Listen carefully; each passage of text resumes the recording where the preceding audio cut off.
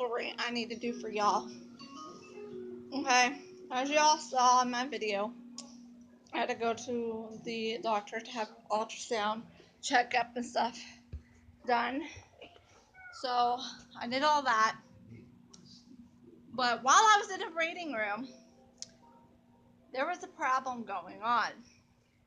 Okay, it's packed, and I at least had a seat to myself.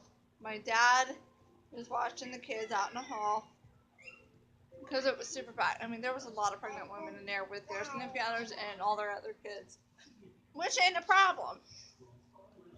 But it does become a problem when you or the other parent of that child does not watch that child. And you're probably like, yeah, what happened? I'm going to tell you what happened, okay? I'm going to tell you what happened.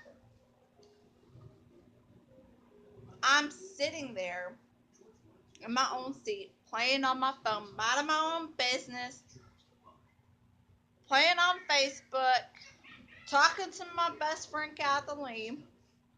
Love you, girl. And this little boy, who's maybe not even 2 yet, is running around, throwing his toy truck at people, throwing it at the wall, screaming on the top of his lungs. He had 2 suckers in his mouth, and he's running around. Then he takes them out of his mouth, throws them on the floor, and starts screaming.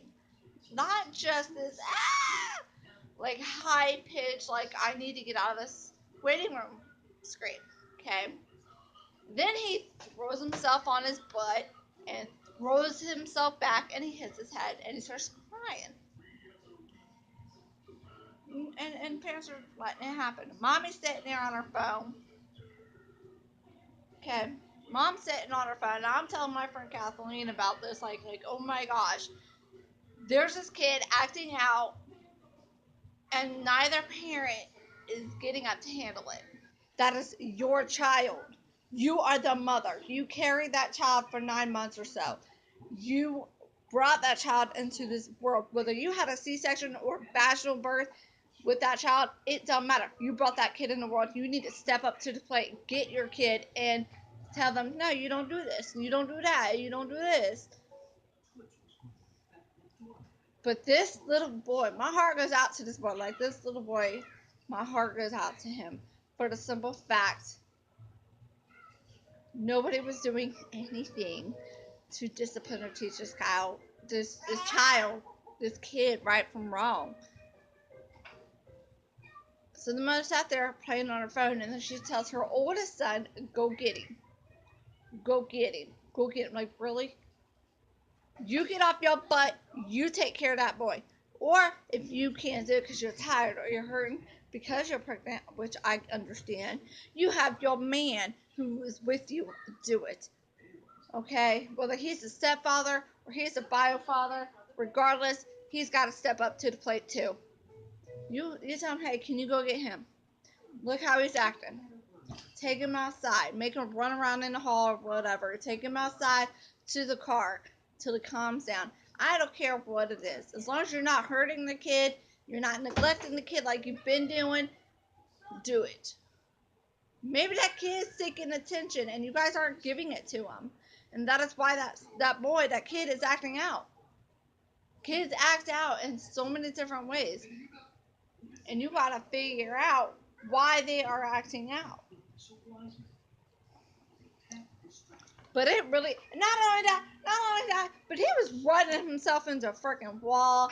And there's a giant pillar in the middle of the room that holds up the ceiling and stuff. And it's not a huge, big old pillar. Like, I can't even wrap my arms around it. It's that big. And he's running into it and just literally hurting himself. And I'm sorry, I'm moving my soda. And the parents are just sitting there letting this kid do that. And once in a while, they send the oldest boy to go get him. Sorry, but I don't agree with how you're raising your own kid. I know I should mind my own business. But when it got to the point that this kid was coming up to me, throwing his truck at me, hitting my feet with the truck, and then he climbs in the chair that's next to me because it finally became open and starts digging through my purse. That's when I will get involved. And I got involved. I gave the parents a dirty look and I said, "Excuse me, he's trying to go through my purse." You know what they did? Ignored me. Sat there and ignored me. I looked at the kid. I said, "This is mine. Can you go somewhere else?" He got mad. He threw himself off the chair onto the floor, threw himself back, and started hitting his head on the floor. And then he starts kicking and screaming and just throwing it all like. It stressed me out. It made me upset. I didn't know what to do. So I cleaned my purse closer to me. And I was telling my friend everything that was going on because I was talking to her in a message. So now, the mom got called for her ultrasound. So she goes back. The dad had to chase the boy down. The little boy ran out the door, like not the door you go through to go back for your ultrasound, but the door you come and go in for the office. He ran out the door. Guess what? The dad said, "Come on, let's go get him." Talking to the older boy, and the older boy, he made the older boy run after him. I'm like, this is why you should not bring your kids to doctor's appointments. And if you do, make sure you bring somebody that you can trust that's going to actually help out with your kids. But you got to teach them wrong and right. It's your job as a parent, as a guardian, to teach a child and raise them right. These people weren't really raising their kid. From what I've seen, I'm scared to see what it's like at home in their own personal, private home, wherever they live. House, apartment, I don't care. But it really irks me and it really gets to me that there are people like this out there. Like, if you're not going to pay that much attention to your child, if you're going to let them be themselves, if you're, or I can't even find the words to explain it. Like, I'm still dumbfounded and shocked by this days later. If you're not going to take care of your kid, if you're not going to teach your kid, if you're going to let your kid roam around and basically run the house, then you don't need to have that kid. You should not be bringing kids to doctor's appointments if you're not going to be taking care of them. It should be against policy. Honestly, it should be in a policy to not bring kids to these types of appointments because they do get backed up, they do get busy, they do get slammed, and sometimes things happen out of their control to back appointments up, and your appointment comes later than what it should have been. So, this is my rant for the day.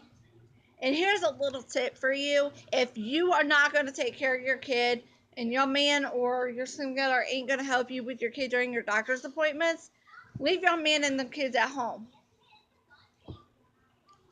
Or find somebody else to watch your kids. Don't bring your kids to these appointments if you're not going to pay attention to them.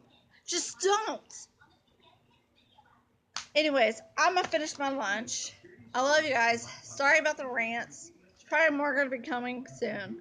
I love you guys. Live life to the fullest exception. So and don't forget, check out the links in the description box below and join my YouTube group on Facebook. That link is in the description box below too.